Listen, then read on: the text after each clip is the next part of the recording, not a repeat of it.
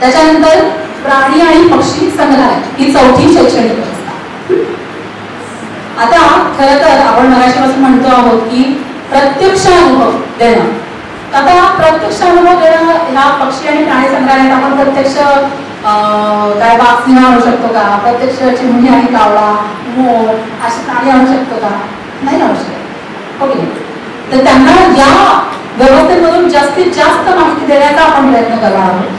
मग त्याच्यासाठी आपण ती रचना कशी की समजा आपल्याला तसा पक्षी आपल्याला बाजारात मिळतात तसा आणून आपण तिथे ठेवू शकतो का, किंवा त्याचे कापडांचे तयार करू शकतो का आपले, हा तर तसे तयार करू शकतो का? पण ती चिमणी चिमणीच वाटली पाहिजे, कावळा कावळाच वाटला पाहिजे, अशा पद्धतीने. प्राणी पक्षी त्याच्यामध्ये पक्ष्यांचा, आता पक्षी दाखवतोय म्हटल्यावर पक्षी आपल्याला खाली ठेवून चालतील ना, नाही. त्याच्यासाठी तिथे जसं की आपण झाड कृत्रिम पद्धतीने किंवा आपण ती व्यवस्था आपल्याला समजा त्या आठवड्यात मांडायची आहे तर आपण काही कुंड्यांची रचना करून त्या कुंड्यांवर आपण ते छोटे छोटे प्राणी ठेवू शकतो का? नाही असले तर आपण अगदी कागदी बनवून ठेवू शकतो का त्याचे कटआउट्स करून, अशा पद्धतीने आपण करू शकतो. प्राण्यांचं सुद्धा तसंच की एका ठिकाणी समजा जंगल आपण तयार केलेलं आहे, गुहा तयार केलेली आहे मातीची, आणि त्याच्यामध्ये सिंह ठेवलेला आहे, विकत मिळतो की नाही, सिंह ठेवलेला आहे, वाघ ठेवलेला आहे, परत घर दाखवलेलं आहे, तिथं कुत्र, छोटे प्राणी पक्षी, मांजर असं दाखवलेलं आहे. तर अशा पद्धतीने हे प्राणी संग्रह आहे. तिथे जाऊन मुलं पण बघतील, त्यांना खूप आनंद होईल. आता ही जी व्यवस्था आहे ना ती आपण आपल्या शाळेचं जे गार्डन असतं किंवा शाळेची जी बाग असते तिथे पण आपण मांडू शकतो. तिथेच आपण एक छोटंसं तळं केलं आणि तळामध्ये आपण काही मासे टाकले तिथे, खरे पण तुम्ही बाकीच्या कुठल्या याचे तयार करून टाकले तर तिथे ते पण आपण जलचर प्राण्यांचं सुद्धा त्याच्यामध्ये करू शकतो. तर हे असं थोडंसं प्राणी पक्षी संग्रहालय आपण म्हणता येईल आपल्याला त्याच्यामध्ये. आता प्राणी पक्षी संग्रहालय जेव्हा आपण म्हणतो तेव्हा त्यांच्यामध्ये त्या प्राणी आणि पक्ष्यांबद्दल थोडंसं भूतदया, प्राणी भूतदया आपण जे म्हणतो ती जागृत होणं आपण अपेक्षित आहे. मुलं कुत्र दिसलं की दगड मारतात, कुत्र्यांच्या पिल्लाचे शेपटा आवडतात, तर थोडंसं ह्या व्यवस्थित म्हणून त्यांना घेऊन आणल्यानंतर ते जेव्हा आपण त्यांच्याशी गप्पा मारतो, आपण त्यांच्याशी बोलतो तेव्हा या सगळ्याविषयी त्यांचे आधी अनुभव त्यांना खूप सांगायचं असतं की आमच्याकडे पण असंच कुत्र होतं किंवा आम्ही आमच्या कॉलनीत खेळत असताना पण असंच झालेलं, त्यांचं ऐकून घेणं आणि मग त्याच्यानंतर आपल्या सकारात्मक किंवा भूतदया जागृत करणारा त्यांच्याशी वार्तालाप पाहिजे. त्याच्यानंतरची व्यवस्था आहे घर व्यवस्था. आता घर व्यवस्थेमध्ये व्यवस्था शब्द लावतो, घर, घरामध्ये काय काय असतं आपल्या, हा वस्तू असतात, पण घर सर्वसाधारण घर, घरामध्ये काय असतं, एक बैठक खोली असते, हा बेडरूम, स्वयंपाकघर, छोटीशी बाग असते, देवघर असतं, हा काही गॅलरी असते, अंगण असतं, अजून सर्वसाधारण एवढं असतं. ठीक आहे. तर हीच घर व्यवस्था किंवा अशाच प्रकारचं घर आपल्याला आपल्या घर व्यवस्था जो आपण कक्ष म्हणणार आहोत त्याच्यामध्ये असणार आहे. म्हणजे जर माझा हा छोटासा कक्ष आहे त्या कक्षामध्ये मी एका बाजूला स्वयंपाकघराची रचना करणार आहे. म्हणजे काय करणार आहे, ती मुलगी तुम्हाला दिसते तिथे छानपैकी ती भातुकली मांडली आहे, ती काय स्वयंपाक किंवा घर खेळते आहे, ती जवळ काही तिथे आईच बनलेली असते, हो की नाही. आणि मग त्या सगळ्या वस्तू आपण त्याला सगळं करायचं असतं. ते पानं तोडून आणतात, ते कुटतात, त्याची भाजी किंवा कोटा चहा आणि मग ते टाकतात त्या मिक्सरमध्ये फिरवतात. आणि आजकाल इतके घरगुती सगळे नवीन साधनं आले, तर मायक्रोवेव्ह मध्ये पण गरम करून मी तुला दिलंय, तुला अनुभव घेऊन बघितला तर मला लक्षात येईल की तुम्ही किती छान छान राहतात. तर ह्या सगळ्या गोष्टी घर व्यवस्थेमध्ये असं छोटंसं किचन किंवा स्वयंपाकघर असणं अपेक्षित आहे की या बाजूला माझं स्वयंपाकघर असणार आहे, तिथे मी छानपैकी सगळी व्यवस्था मुलांची, मुलीच नाही ना फक्त, तर दोन्ही आपल्याला अपेक्षित आहे, मुलांनी आणि मुलींनी मिळून ते खेळायचं आहे. देवघर आपण म्हटलं की देवघर, त्या घर व्यवस्थेमध्ये किंवा घरामध्ये आपलं देवघर असतं की नाही. मग एका बाजूला मी छानपैकी छोटंसं देवघर, त्याच्यासाठी आपल्याला अगदी लाकडी आणि सागवानी तिथे देवघरच म्हणलं पाहिजे, गरज नाही. एक छोटंसं तुम्ही चौकोन तिथे करा, तिथे एखादा छोटा फोटो ठेवा देवाचा, गणपतीचा ठेवा, सरस्वतीचा ठेवा आणि त्याची पूजा. त्याच्यासाठी काय काय साहित्य लागतं त्या पद्धतीने आम्ही एक घर व्यवस्थेतला एक प्रयोग केला होता. आठवलं उदाहरण म्हणून सांगते, श्रावणी सोमवार असतात. श्रावणी सोमवार घर व्यवस्थेमध्ये गेल्यानंतर सगळ्याच गोष्टी करायला पाहिजे असं. मग आज काय करूया, बरं आज श्रावणी सोमवार आहे, मग महादेवाची आपण पूजा करूयात. मुलांना माहिती असतं कारण की घरी पण होत असतं सगळं, पण मुलांना कोणी करू देत नसतं. त्याच्यामुळे मग इथे आपण करूयात. मग चला अभिषेक करूयात महादेवाच्या पिंडीला. नसेल पिंड तर वाळूची तयार करा, मातीची तयार करा. त्याच्यासाठी पुन्हा पूर्वनियोजन, पूर्वतयारी, पंचामृत तयार करा, मुलांच्या मदतीने तयार करा, मुलांच्या समोर तयार करा. ते का तयार करता करता बोलायचं त्यांच्याशी. आपल्याला बोलायचं म्हणजे त्यांना शिकवायचं नाहीये, त्यांच्याकडे जे येईल त्यांच्या चर्चेत आपल्याला सहभागी व्हायचं आहे. करूयात अभिषेक, फुलं तोडा, आजूबाजूची असतील मुलांना आणायला सांगा. अशा पद्धतीने म्हणजे घर व्यवस्था म्हणजे केवळ सगळंच एकाच दिवशी खेळलं पाहिजे, केलं पाहिजे असं नाही. समजा घर व्यवस्था आहे, त्याच्यामध्ये आपण म्हटलं की बेडरूम पण असायला पाहिजे. छोटीशी गादीची व्यवस्था करता आली एका दिवसापुरती, त्या व्यवस्थेपुरती छोट्या गादीची ती व्यवस्था करा.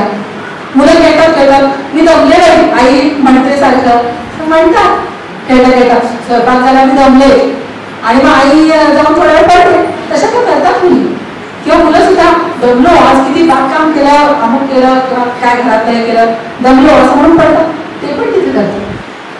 घर ही शाळा हे घरच वाटलं पाहिजे, इतकं त्यांचं त्याच्यामध्ये ते स्वतः एकरूप झाले पाहिजे आणि शाळेची ओढ लागली पाहिजे. याच्यासाठी ह्या सगळ्या व्यवस्था आहेत आणि घर व्यवस्था ही त्यातली एक महत्वाची. इथे आपला सहभाग काय असणार की मुलांबरोबर आपण पण खेळायचंय, मुलांबरोबर आपणही आनंद करायचा आहे, आनंद घ्यायचा आहे. आणि मुलं काय काय करत आहे, कोण मुलगी कोण मुलगा कशा पद्धतीने काय बोलतो आहे, त्याच्या घरचं वातावरण कसं असू शकतं, याच्या मागे त्याचा आपल्याला बारकाईने विचार करू शकतो आपण. त्या नोंदी सगळ्या आपल्याकडे पाहिजे. मग याचा आपण काय काय अजून याच्यावर काम करायची गरज आहे. एखादी मुलगी काहीच करत नाही, अबोल आहे किंवा एखाद्या मुलाला चाकूची भीती वाटते किंवा काहीतरी घरी वेगळा प्रसंग सुद्धा होऊ शकलेला असतो. हे सगळं आपली खूप महत्वाची भूमिका आहे या प्रत्येक व्यवस्थेमध्ये मुलांचं निरीक्षण करण्याच्या दृष्टीने. ठीक आहे. आता आपण जे म्हणतो की देवघर, तसंच झोपण्याची खोली सुद्धा तिथे आपण ती व्यवस्था करू शकतो. पुढची व्यवस्था आहे बाग व्यवस्था. तर बाग व्यवस्थेची रचना काय आपल्याला लक्षात करायची गरज नाही. प्रत्येक शाळेमध्ये शाळेचं गार्डन असतं, शाळेची बाग असते किंवा अगदी जिथे शक्य नसेल त्याच्या काही आपण कुंड्या मांडून ते सुद्धा आपण हे करू शकतो. तर बागेत काम करायला किंवा निसर्गाशी नातं जोडायला कोणाला सगळ्यांनाच आवडतं, पण आपण नको चिखल बागेत माती मुलं करतील सगळे, मग त्यांचे हात धुवा, केवढे ठिकाणी कोण करत बसणारे, त्याच्या लांबून मागवायला या. तर बाग व्यवस्थेचा अनुभव त्यांना घ्यायचा, बाग व्यवस्थेत त्यांना मुक्तपणे विहार करायला न्यायचा. तुमच्या शाळेची जर बाग असणार तर बागेत त्यांना फिरायला नाही, छान वाटतं, तुम्हालाही खूप छान वाटतं त्यांच्याबरोबर फिरताना. बागेतलं फुलपाखरू बघतो उद्या त्यांना.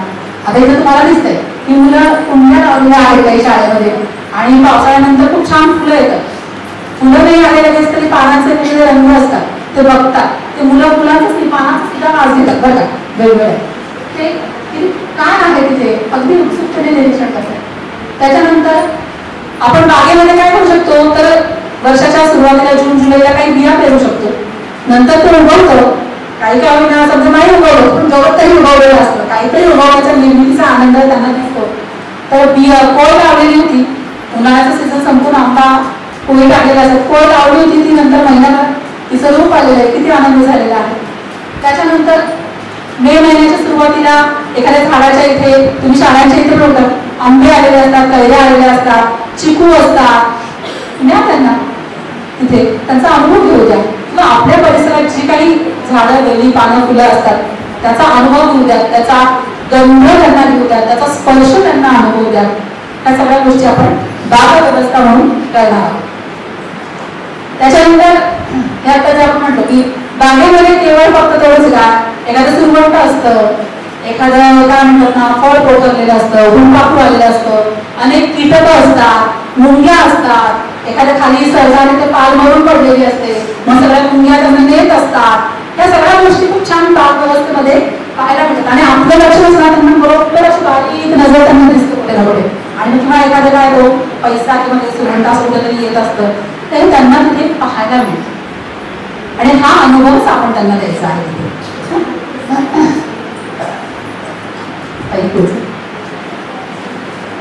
थोडंसं आपल्याला फास्ट जावं लागणार आहे. कार्यशाळा आहे पुढची व्यवस्था आपली. कार्यशाळा म्हणजे काय की जिथे आपल्या इंद्रियांना आपल्या कर्मेंद्रियांना कामं असणार आहे. जसे आपण काही 5 दिवसांमध्ये क्रियाकलाप बघितलेल्या की मणी ओढणं असेल, काही कातरकाम असेल, ते ह्या सगळ्या गोष्टी कार्यशाळेमध्ये जिथं कार्यमग्न आपले हात राहणार आहेत, आपले इंद्रिय राहणार आहेत, जिथे आपल्या बोटांचा आणि आपल्या डोळ्यांचं आपल्याला काय म्हणतो आपण हँड आय कोऑर्डिनेशन आपल्याला करायचं आहे. त्या सगळ्या गोष्टी कार्यशाळेमध्ये आणि सायमल्टेनियसली कलाशाळेमध्ये कलेमध्ये आपण बघतो की शिवणकाम असेल किंवा तुमचं ठसे काम असेल, अशा अनेक ज्या गोष्टी आहेत त्या कलाशाळा आणि कार्यशाळा याच्यामध्ये ज्या आपण तुम्ही म्हणतात ज्या हस्तकला तुमची जी आहे, हस्तकलेची वही असते आपण किंवा आपण विविध प्रोजेक्ट घेतो त्याची मुलाचे, तर त्या सगळ्या गोष्टींचं आपल्याला पुन्हा वर्गीकरण कार्यशाळा आणि कलाशाळा याच्यामध्ये करता आलं पाहिजे.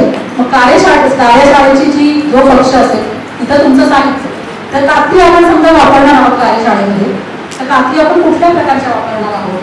पहिल्या म्हणजे बालवाटिका 1 ज्याला आपण अरुणगट म्हणतो, तिथे लगेच आपण मुलांच्या हातात काठी घेणार आहोत का, तर मुलांना आपण आधी कागद फाटणे, चुरगळणे, तुम्हाला माहिती आहे सगळं, तर अशा पद्धतीने काठी जेव्हा देणार आहोत तेव्हा ज्या बोलखट नसतात पण त्यांना धार पण असते अशा मिळतात कागद कागद तसं देणार आहोत. तर त्याच्यासाठी पण तिथलं जे साहित्य आहे ते कशा प्रकारचं असावं याची सगळी काळजी किंवा त्याची रचना आपल्याला करायची आहे.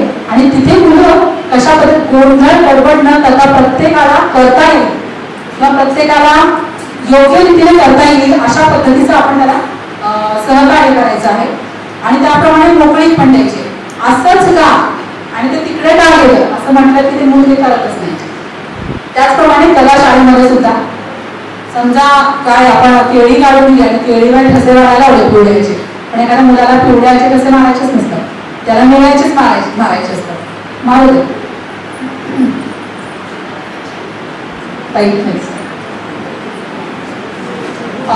पुढची व्यवस्था आहे रंगमंच. रंगमंच आपल्या सगळ्यांना माहितीच आहे. रंगमंच गाणी आणि गोष्टी हा शिशु जीवनातला अत्यंत महत्वाचा भाग असतो की जो अनेक प्रकारचे काय म्हणतात श्रवण विकास त्याच्यानं होतो. आणि सद्गुण आणि सदाचार जर आपल्याला योग्य रीतीने त्यांच्या पटलावर उमटवायचे असतील तर गाण्यांचा आणि गोष्टींचा चांगला हे माध्यम आहे. मग हे गाणी गोष्टी झाल्यानंतर कार्यशाळा झालेली आहे आणि तिथेच गाणं म्हणायला सुरुवात करा त्याच अवस्थेत. त्याच्यासाठी आपल्याला स्वतंत्र रंगमंचाची व्यवस्था अपेक्षित आहे.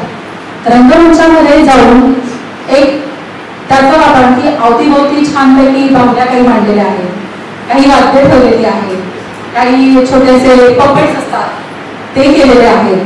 अशा पद्धतीने त्याची जर वातावरण निर्मिती असेल आणि तिथे जाऊन जर काहींनी त्यांचं सावलीने गीत घेतलेलं आहे, काही पपेटद्वारे जर त्यांना कथा सांगितलेली आहे, काही प्लॅनरच्या मदतीने त्यांना तशी गोष्ट सांगितलेली आहे, तर अशा गोष्टी रंगमंचावर होऊ शकतात. रंगमंच म्हणजे इथे केवळ मुलांनीच करणं आणि आपण पाहणं असं नाही. रंगमंचाचा वापर आपण मुलांच्या विविध गुणांना वाव कसा मिळेल याच्यासाठी आपला प्रयत्न आहे. रंगमंचाचा वापर आपण त्यांना करून दाखवायचा आहे. तुम्ही पपेट्सने एक छानपैकी गोष्ट रंगमंचावर सांगितलेली आहे. अरुणीची गोष्ट आहे, कसा तो शिष्य होता त्याची गोष्ट मी सांगितलेली आहे. समजा आपल्याकडे नाही साधन सामग्री तर आपल्यामध्ये तेवढं कौशल्य आपण विकसित करूया की माझे हावभाव माझ्या आवाजातले चढउतार याच्यामध्ये मुलं एकाग्र, माझं नियंत्रण मुलांचं त्याद्वारे. जर माझ्याकडे ह्या सगळ्या व्यवस्था लगेच आज उपलब्ध नसतील तर, पण याच्यासाठी आपल्याला त्या व्यवस्था याच्यासाठी पुन्हा पूर्वनियोजन आणि पूर्वतयारी. मी जर गोष्ट सांगणार आहे तर मी ती कुठल्या पद्धतीने कुठल्या माध्यमातून सांगणार आहे मी ती प्लॅनल द्वारे गोष्ट सांगणार आहे की पपेटद्वारे गोष्ट सांगणार आहे की नुसतीच मी फोडून सांगणार आहे, त्यांना कथाकथन करणार आहे की अजून कुठल्या माध्यमातून याची तयारी आपण पाहिजे. क्रीडांगण मैदानावर आवडतं ना, आपलं सुद्धा आवडतं आता. मग मुलांसाठी तर क्रीडांगण हे अतिशय काय म्हणतात ना की शेवटपर्यंत क्रीडांगणावर जाणं जर त्यांना अपेक्षित असेल, आपण मुलांना आपण बघायला म्हणतो की कुठेच नंतर नंतर काय होतं की आपण त्यांना काय ग्राउंड लावतो, ग्राउंडवर जायचा लावतो पाठवतो. पण इथे जर आपण त्यांना क्रीडांगणाची ओळख करून दिली, क्रीडांगणावर जास्तीत जास्त वेळ म्हणजे आता कदाचित झालं पण असेल की आल्यावर मुलांनी कुठे जायला पाहिजे आधी क्रीडांगणावर. अन्नमय पोषक तुम्ही ऐकलं असेल की आधी त्यांचं पूर्ण जी त्यांची ऊर्जा असते सगळी ती तिथं योग्य रीतीने योग्य पद्धतीने तिथे त्यांची व्यतीत होत असते. त्यामुळे क्रीडांगण हे शाळेच्या व्यवस्थेमध्ये असलंच पाहिजे. तशी जर तिथं प्रत्यक्ष व्यवस्था नसेल तर तो एक कक्ष आपण पण तो तिथे क्रीडांगणावर जे जे काही खेळ आपण खेळतो ते तिथे क्रीडांगणावर झालेच पाहिजे. मग तिथे क्रीडांगण पण त्याची वेगळी व्यवस्था काय की क्रीडांगण त्या दृष्टीने स्वच्छ पाहिजे, मुलांच्या पायाला काही लागणार नाही ना, त्यांना इजा नाही होणार ना, अशा पद्धतीने क्रीडांगणावर घ्यायचे. या काळाच्या मुलांसाठी कुठले खेळ घ्यायचे याचंही आपलं नियोजन असलं पाहिजे. रस्सी तुम्ही बनवले ना, गोलखंड बनवले, त्याचा छान वापर आपण केले का मुलांनी क्रियाकलाप कसे रस्सी पेच करून दाखवले, ठीक आहे. तर अशा पद्धतीने आपण क्रीडांगणावर मुलांचं घेऊ शकतो. किंवा ही मुलगी मातीकाम करते, काहीतरी मातीचं बनवती आहे, तर आपण पंचमहाभूतांची आपली ओळख म्हणतो की मुलांना मातीमध्ये आजकाल खेळू दिलं जात नाही. घरी आई खेळू देते कारण की कपडे खराब होतात, सगळा अवतार करून ठेवतात, चिखल होते आणि मग नंतर थोडंसं मोठे झाल्यानंतर आपण मळ भात घेतो. मळ भात कशाला आत्ता इथे खेळू द्या, मातीशी नाता आत्ता इथं जुळू द्या, ते मुलांना करायला आवडतं. त्याच्यामुळे हे क्रीडांगणावर पण आपण हे क्रियाकलाप क्रीडांगणावर पण घेऊ शकतो आपण, ठीक आहे. तरण तलाव आवडेल ना तुम्हाला, खेळायला आवडेल ना. तर तरण तलाव पण प्रत्येक आपल्या शाळेमध्ये असला पाहिजे असं ते सांगणं आहे. मगाशी म्हटलं तसं या व्यवस्था कशा करायच्या ते आपण नंतर बोलूया. पण तरण तलाव आणि आपण ठरवलं ना आता आपण काही करू शकतो. इथे बघू शकता तुम्ही एक टब आणलेला आहे. आपण आपल्या स्वतःच्या मुलांसाठी लहान जेव्हा ते 2 वर्षापर्यंतचे असतात ना, तो छोटा टब घेऊन येतो फुगवायचा हवायचो आणि मुलं मिळतात आणि तुम्हाला नाही आठवलं 8 दिवसात एकदा शक्य तरण तलावाचं करा, महिन्यात एकदा 2 महिन्यात एकदा करा. मुलांना खूप आवडतं. पाणी या तत्वाशी नातं मुलांना म्हणजे काही नेहमी उदाहरण खूप सांगतात की जी मुलं तरुणाईत जातात तीच मुलं त्या दगडाखाली जी रिंगणा घालतात आणि मग त्यातनं काही दुर्घटना घडतात किंवा जो त्यांचा आवेग असतो, जोश असतो, ते सगळं लुटणं नाही म्हणतं त्याला आनंद ओरबाडायचं असतं त्यांना त्यामुळे. आणि इथे त्यांना ते अनुभवच दिलं नसतं. म्हणून ही व्यवस्था इथं जर केली ना तर ती काय म्हणतो आपण सगळं पुढच्या दृष्टीने जे संयम ठेवणं प्रत्येक गोष्टीवर, कारण त्याचा आनंद आपण लुटलेला असतो, त्याची तृप्ती आपली झालेली असते. त्यामुळे तरण तलाव प्रत्येक शाळेमध्ये शिशुवाटिकेमध्ये असणं अपेक्षित आहे. मुलं छान इथे मुक्त लिहा, मुक्त वेळेला पाहिजे तसं खेळले. पुन्हा तेच की बाबा त्यांची काळजी घेणं, त्यांच्यावर लक्ष ठेवणं, त्यांचं निरीक्षण करणं. कोण मुलगा पाण्यात उतरायला घाबरतोय, कोण एकदम स्वच्छंद करतो आहे, कोण फक्त लांबूनच बघून फक्त हात लावतोय आणि कोण अगदीच रोखून घेऊन उडवतोय दुसऱ्या अंगावर दुसऱ्याच्या अंगावर. ह्या सगळ्याचं निरीक्षण आपण करायचं. तर आपण पाण्याच्या जवळ जाऊन कोरडं राहायचंय का नाही, भिजा ना तुम्ही, पण करा आनंद, घ्या आनंद. जेव्हा तुमच्या शाळा सुटण्याची वेळ असेल तेव्हा हा घेऊ शकता तुम्ही. या सगळ्या गोष्टी करताना पालकांना काही गोष्टी सांगणं आधी, त्यांना विश्वासात घेऊन सांगणं हे आपण का करतो आहे हे आपल्याला थोडंसं आधी सांगितलं पाहिजे. किंवा तुम्ही आठवड्याभराची किंवा दुसऱ्या दिवशी काय करणार आहात नवीन, तसं आदल्या दिवशी पालकांना काही सूचना देत असतात, देऊ शकतात की मुलांना उद्या साधे कपडे घालून पाठवा, आम्ही असा आनंद लुटणार आहे. पालक खुश होतात, म्हणजे आमचा अनुभव आहे. पावसाळ्यामधला पहिला दिवस असतो, पावसात पहिला दिवस 1 दिवस पावसात भिजण्याचा, बाकीचं काही करायचं नाही. शेवटचा आधार जो असतो तो पाऊस ज्या दिवशी पडेल असा अंदाज आहे त्या दिवशी भिजू द्या. आणि मग घरी जाऊन पटकन आवडून टाका बालकांना सांगायचं. अशा पद्धतीने शेवटी काय, शेवटी आपण शेवट कुठलाही क्रियाकलाप घ्या, तुमची कितीही काय तुम्ही अभ्यासक्रम करा, शेवटी कुठला कोर्स आला पाहिजे, ठीक आहे, मुलांचाही आणि आपलाही. त्याच्यामुळे जे नंतर आपण आपल्या नोंदणी आणि आपलं ते अवलोकन पुस्तिका भरणं हे सगळं आपला इकडचा भाग, तिथे मुलांच्या दृष्टीने तो भाग नाही. मुलांना फक्त आनंद, अनुभव, कृती. मगाशी मी म्हटलं की 80% मुलांनी त्यात सहभाग घेतला पाहिजे. 20% आपला असणार आहे, पण तो पण खूप जड असा असणार, कारण की आपला खूप महत्वाचा आहे. पण कृती जी करायची ते 80% मुलांनी करायची. राष्ट्रीय शैक्षणिक धोरणाने ते सांगितले की 80% मुलांना करू देणं, 80% मुलांना अनुभव घेऊ देणं, ठीक आहे. शेवटचं आणि प्रदर्शनासाठी वर्गखोली. तुम्ही कुठल्याही काय तुम्ही शाळेमध्ये अनेक वस्तू बनवता किंवा काही गोष्टी तुमच्या स्वतःकडे असतात, तुम्ही कुठेतरी फिरायला जाता किंवा काहीतरी वेगळी वस्तू आणतात, तर त्याचं प्रदर्शन तुम्ही मांडू शकता सगळे मिळून, किंवा पालकांच्याकडनं तुम्ही काही वस्तू मागवू शकता. कशा कशाचं प्रदर्शन करता येईल त्याची एक खोली किंवा पालक सभा असते, त्या पालक सभेच्या वेळेस एखादी प्रदर्शनाची खोली करता येईल का बरं, ती तुम्ही करून दर महिन्याला साधारणतः पालक सभा असते किंवा 2 महिन्याला असेल तर तेव्हा एक प्रदर्शन दर महिन्याला किंवा 2 महिन्यांनी वेगळं प्रदर्शन. पालकांना पण उत्सुकता वाटते यावेळेस कुठलं प्रदर्शन ठरवलंय काय नाही, त्यानिमित्ताने तरी सगळे पालक उपस्थित राहतील. तर अशा पद्धतीने प्रदर्शनाची खोली, त्याच्यामध्ये काय सगळ्या वस्तू व्यवस्थित सांभाळून ठेवायच्या, पाहण्यासाठी पुरेशी जागा, मुलांनी पण त्या पाहायला पाहिजे. अगदी खूप ठेवलं आणि खूप एकदाच सोडलं सगळ्यांना तर गर्दी होणार आहे, कोणाला त्याचा आनंद घेता येणार नाही. उंचीनुसार जर काही टप्पे लावणार असता तुम्ही तर ते उंचीनुसार, किंवा मुलंच वेगवेगळ्या प्रकारचे काहीतरी आपण त्यांच्याकडे करून निघतो, त्यांच्या त्याचं जर बनवलं ना प्रदर्शन त्यांना खूप आनंद होतो, त्यावेळी मी केलेलं आहे सगळ्यांना सांगतात, तर तेही करू शकतो. आणि बालकांच्या विविध भाव छायाचित्रांचे म्हणजे कधीतरी आपण फोटो काढतो त्यांचे, तेच फोटो काढून त्यांच्या नकळत लावा तिथं, त्याची काय कॉपी काढा, त्याची प्रिंट काढा, लावा, रडणारे मी किती छान दाखवतात, आवडतं त्यांना. अशा पद्धतीने धन्यवादाची स्लाईड बनवली नाही होता, कारण की अजून आपल्याला खूप नंतर पुढे शिकायचं आहे. तर अशा पद्धतीने ह्या 12 व्यवस्था, 12 शैक्षणिक व्यवस्था प्रत्येक शाळेमध्ये, प्रत्येक शिशुवाटिकेमध्ये पायाभूत स्तर आपण जे म्हणलेलो आहोत, बालवाटिका, शिशुवाट 1, 2, 3, उदय, प्रभात आणि पहिली दुसरी, याच्यामध्ये असणं अपेक्षित आहे. आता हे जे आपण शेवटचे 5 मिनिटं आपण बोलायला आपण घेऊया, हे जे आपण म्हटलेलं आहोत की प्रत्येक कक्ष असणं, तर प्रत्येक ठिकाणी नाही ना, काय म्हणतात शक्य नाही होणार. मग माझ्या कक्षामध्ये मी आज 2 व्यवस्था मांडल्या, ठीक आहे, उद्या 2 व्यवस्था मांडले, परवा 2 व्यवस्था मांडले, असे 6 दिवसांमध्ये माझ्या 12 व्यवस्था होतील. किंवा 2 दिवस मी काय म्हणतात, किंवा ह्या 6 सुरुवातीला मला रोज एकच व्यवस्था मांडा.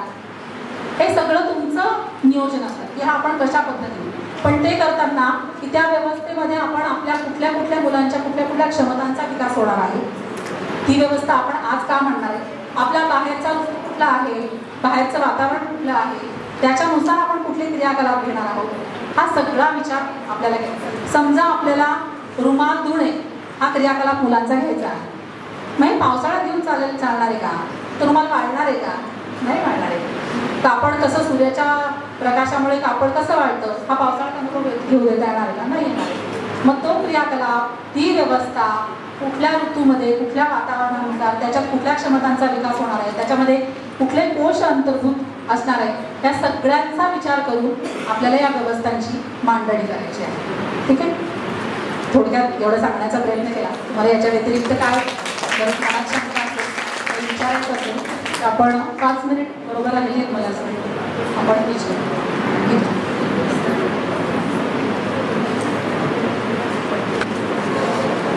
धन्यवाद प्रज्ञाताई. आज प्रज्ञाताईंनी 12 शैक्षणिक व्यवस्था यांच्यावर जे व्याख्यान किंवा माहिती तुम्हाला सगळ्यांना दिली. आणि बरं, प्रश्न आहेत कोणाला त्याच्यावर, आपण एक 10 मिनिटांचं सेशन घेऊ शकतो त्याच्यावर. शंका? माझा प्रश्न नाही आहे, पण बागकाम आपण जे म्हणतो घेतो आमच्या शाळेमध्ये, मी आधी मुलांना फ्लॅश कार्डवर सगळी फळं दाखवली होती आणि माझ्याकडे प्ले ग्रुप होता. मी बागेत मुलांना खेळायला नेलं आणि त्यांना दाखवलं की हे बघा हे पपईचं झाड आहे आणि ते पपईचं झाड मोठं झालं त्याला पपई यायला सुरुवात झाली होती. छान आधी त्यांचा आकार लहान होता मग मोठ्या झाल्या. जशी मुलं खेळायला मी न्यायचंय तेव्हा ते आधी पपईचं झाड बघायचंय आणि मग खेळायला जायचंय. असं करत करत त्या पपईचा रंग बदलला. मग पिवळं आता ही आपण खायची ना आणि असं करून त्या मुलांना आम्ही ती पपई वर्गात कट करून असं गोल करून बसवलं आणि तो कापण्याचा आनंद आणि आता ते मला खायचंय आणि हे असा छान अनुभव मुलांना आम्ही अनुभवातून शिक्षण. अजून कोणाला प्रश्न विचारायचे काही? खेळगटातील मुलांसाठी आपण प्रयोगाची मांडणी करतो तर त्यावेळेस मुलांना आता समजा मेणबत्तीचाच प्रयोग सांगतो उदाहरण त्याची मी मांडणी करून मुलं वर्गात आली तर मग आपण त्यांना ते सांगायचं का फक्त पण त्यांना नवीन असतात की अनुभव आपण काय घ्यायचं हे सुद्धा माहिती नसतं तर त्याची माहिती द्यावी की हवी? माहिती म्हणजे समजा आपण जेव्हा आपलं मुलं असतं घरी तेव्हा आपण त्याला कुठली गोष्ट लगेच शिकवत नाही. म्हणजे ही मेणबत्ती आहे मग ही अशी ठेवली मग त्याच्यावर ग्लास उघडा करा काहीतरी आपण चला आपण करूया बघ किती छान मेणबत्ती भेटूया आपण ती भेटूया मुलांना लगेच सहभागी करून घ्यायचं. सहभागी करून कृती करून दाखवायची. तेव्हा आपण जो मगाशी पण म्हटलो की प्रेमाने वर्ग नियंत्रण हा हे करावंच लागतं पण ते प्रेमाने तेवढा संयम ठेवून आपल्यामध्ये ते करून आपल्याला ती गोष्ट करायची. ही वाटते तितकी सोपी गोष्ट नाहीये हे मलाही माहिती आहे अनुभव आहे पण तरी सुद्धा ते आपल्याला करायचं आहे. त्याच्यामुळे सोप्याकडून मग आपण त्याची काठिण्य पातळी म्हणतो. समजा बालवाटिका 1 आहे तर तिथे आपण हा लगेच नको घ्यायला. समजा तिथे चुंबकाचं आपण घेतलं किंवा फुग्यांचं आपण घेतलं ते विज्ञानच आहे ना. रंगमिश्रणाचं घेतलं विज्ञानच आहे. कितीतरी विज्ञान आहे की जिथे आपल्याला मुलांचा वयोगट पाहून त्या गोष्टी कुठले कुठले विज्ञान प्रयोग आपल्याला त्यांच्या घ्यायचे आहेत. समजा प्रभात गटातले मुलं आहेत म्हणजे 5 ते 6 वयोगटातले मुलं आहेत त्यांना माहिती आहे की विज्ञान प्रयोगशाळा आपण मागच्या वर्षी पण पाहिलेली आहे त्याच्या मागच्या वर्षी पण पाहिलेली आहे पण या वर्षी विज्ञान प्रयोगशाळेमध्ये मी काय करणार आहे द्या त्यांना तेव्हा मेणबत्तीचा करायला द्या त्यांना तो दिवा ती मेणबत्ती पेटवायला द्या. अनुभव तुम्ही जास्त प्रश्न विचारत नाहीये म्हणून मीच सांगते की मुलं छानपैकी काळेपेटी घेऊन व्यवस्थित 5 वर्षाची मुलं 4.5 वर्षाची मुलं काळेपेटी व्यवस्थित धरून काळी पेटवतात. स्वतःची सुरक्षितता काळजी हा सगळा पायाभूत स्तर अभ्यासक्रम म्हणजे राष्ट्रीय शैक्षणिक धोरणात काही सीजीज आहेत त्याच्यामध्ये याचा उल्लेख आहे की सुरक्षा आणि काळजी हा एक भाग आहे. त्याच्यामध्ये स्वतःची सुरक्षा आणि काळजी कशी घ्यायची हे सुद्धा आपण त्यांना तिथे त्याचं प्रशिक्षण देणं अपेक्षित आहे गरजेचं आहे. आपत्कालीन स्थिती आल्यानंतर काय करायचं म्हणजे काय लाईट गेली आहे मेणबत्ती पेटवायची आहे सगळं आहे पण मुलांना अगदी 10-11 वर्षाच्या मुलांना सुद्धा काळेपेटी पेटवता येत नाही. तर हे प्रशिक्षण पण ते करताना कशी काळजी घ्यावी काय करावं किती अंतर ठेवावं कशा पद्धतीने करावी हे सगळं त्यांना सांगणं गरजेचं आहे. तर हे आपण कुठला त्यांचा वयोगट आहे त्याच्यानुसार आपण विज्ञान प्रयोगशाळेचे प्रयोग किंवा खेळ आपण म्हणूया ते त्यांचे नियोजित करू शकतो. ताई मला पण प्रश्न असा नाहीये पण मला एक सांगायचं आहे की तुम्ही जसं मगाशी म्हणलात की वर्ग खोल्या तर आमच्याकडे वर्ग म्हणजे आम्ही मांडतो पण तो तात्पुरता मांडतो आवरून ठेवतो तसं आमच्याकडे जीवन व्यवहाराचा वर्ग आहे आणि त्या वर्गामध्ये निवडणं पाखडणं अशा सगळ्या गोष्टी आम्ही मांडतो. मग ज्या दिवशी हा वर्ग मांडतो त्या दिवशी आम्ही घरून सगळं सामान घेऊन येतो किंवा शाळेतलं सामान तर मग ती मुलं कणिक भिजवून देतो म्हणजे कणिकेचे गोळे करून मग ती पोळी लाटतात. तसंच म्हणजे काही सोलायचं असेल म्हणजे मटार हे कोथिंबीर निवडायची किंवा आपल्याकडे किसणी वगैरे सगळं असं आहे तर ते सगळं आपण प्रत्यक्ष सामान आणून मुलांना त्याच्यावर खेळायला देतो किंवा उशीचे आभरे घालणं बुटाची लेस तर किंवा म्हणजे आपण आवडतो म्हणजे शाळेत येताना तर कंगवा किंवा असं पाहू म्हणजे सगळं आरसा वगैरे ते सगळं आहे ती आपण वर्गमांडणी करतो. तसाच हस्तव्यवसायाचा वर्ग आहे गोष्टीचा वर्ग तो सुद्धा आपण म्हणजे रांगोळीच्या माध्यमातून दरवेळेस आम्ही मांडतो. म्हणजे आपल्याकडे ससा कासव असे प्राणी आहेत आणि मग ती आता ससा कासवाची गोष्ट आहे तर मग एखादे झाड आहे मोठं, मग तो त्यांची शर्यत लागली तर ते आपण दरवेळेस म्हणजे दर महिन्याला किंवा असं मांडणी करतो. आणि विज्ञान जे प्रयोग आता तुम्ही म्हणलं तर यावर्षी आम्ही जेव्हा ते म्हणजे एक दिवस विज्ञान दिन साजरा केला तर तेव्हा मुलांनी प्रयोग केले आणि आपण पालकांना बघायला बोलवलं होतं आणि तो प्रयोग ते स्वतः त्याची कृतीतून ते म्हणजे काय समजावून पण सांगत होते. तर असं आपण यावर्षी विज्ञान दिन साजरा केला म्हणजे मोठ्या गटाच्या साठी केला बरोबर. अभिनंदन करूया यांचं, इतके छान उपक्रम हे राबवत आहेत. त्यांनी सांगितलं आवर्जून म्हणजे किती अभिमानाची गोष्ट. मी जे म्हटलं ना की रानडे बालक मंदिर हे सगळं करताय तर खूपच छान अभिमानाची गोष्ट आहे. छान करताय. ताईंनी सांगितलं आधी निवडणं, पाखडणं, चालणं, किसणं, कणिक मळणं ह्या सगळ्या गोष्टी कुठल्या व्यवस्थेत येतील बरं आता? व्यवस्था आता आपण ज्या बारा व्यवस्था बघितल्या बरोबर, तर आपण त्या दिवशी घर व्यवस्था मांडूयात. ठीक आहे, कणिक मळली, कणिक मळल्यानंतर पुढे काय? जेव्हा आपण लक्षात घेऊयात की जेव्हा आपण कुठलाही क्रियाकलाप करतो, समजा कणिक मळली आणि झाली आता कणिक मळून, पुढे काय? तर त्याचं शेवटपर्यंत त्याचं चांगलं सादरीकरण हा शेवटचा टप्पा असतो ना तो खूप महत्वाचा असतो. म्हणजे समजा कागद फाडले झालं, नंतर काय? जेवणाची सुट्टी झाली, मुलं गेले, कागदांचं काय दिले डस्टबिन. हे संस्कार मुलांवर होत असतात की आपण जर एखादी गोष्ट केलेली आहे त्याचा पुढे काय केलं. अरे मग त्यांना त्यांच्या मनात खूप गोष्ट असतात. रेणुताई दांडेकरांची खूप छान एक त्यांची कथा आहे पण आता आपल्याला वेळ नाही. तर एखादं मूल खूप त्या गोष्टीमध्ये भावनिकरित्या गुंतलेलं असतं की मी इतकं छान केलंय ते कचऱ्याच्या डब्यात केलंय. किती वाईट वाटतं ना आपल्याला, आपलं सुद्धा आपण एखाद्या गोष्ट केली तर तसं. तर ते पुढे प्रत्येक मूल बोलत नाही. समजा कणिक मळली आहे आणि त्याचं काहीच नाही नंतर केलं, नंतर काहीतरी तिने कुठेतरी टाकलं असं नाही. त्याची पोळी लाटली आहे, त्याची ती भाजली आहे आणि ती खाल्ली आहे. मग एक एक छोटासा घासका होईल किंवा पोळी लाटली, आपण खायच्या आधी छोट्याच्या कुत्र्याच्या पिल्लाला दिली आहे, गाईला दिलेली आहे आणि मग आपण खाल्लेली आहे. हे जे आहे ना ते पूर्णत्वाकडे नेणं. तर याच्यात ह्या सगळ्या गोष्टी आपण गोकुळाष्टमी साजरे करतो त्याच्या आदल्या दिवशी लोणी उसळणं घेऊ शकतो.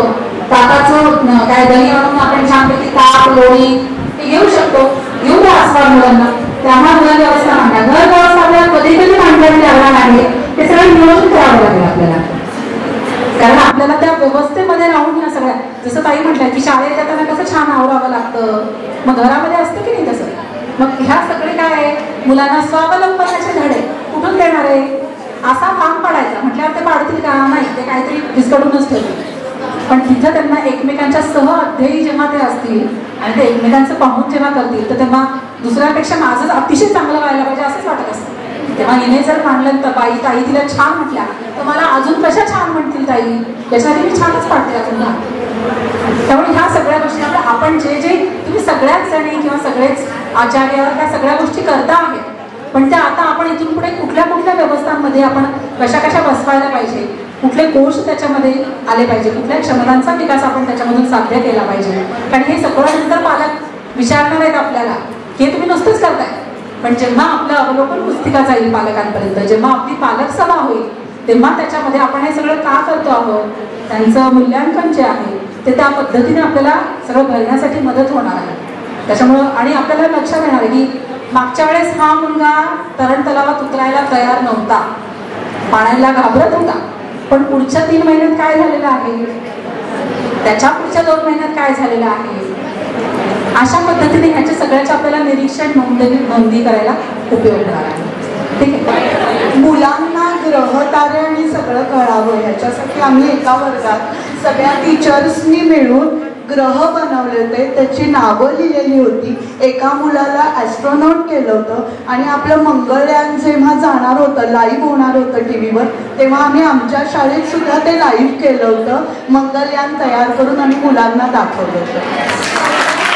बरं, थोडक्यात सगळ्याचा परिपाक एवढाच येईल की DS-च्या सगळ्या प्री प्रायमरी सेक्शनमध्ये 12 व्यवस्थांमधल्या माझ्या माहितीप्रमाणे 9 ते 10 2 मी जागेअभावी किंवा कुठल्या गोष्टींसाठी बाजूला ठेवते, पण ऑलमोस्ट 9 ते 10 काही शाळांमध्ये 12च्या 12ही व्यवस्था राबवल्या जातात.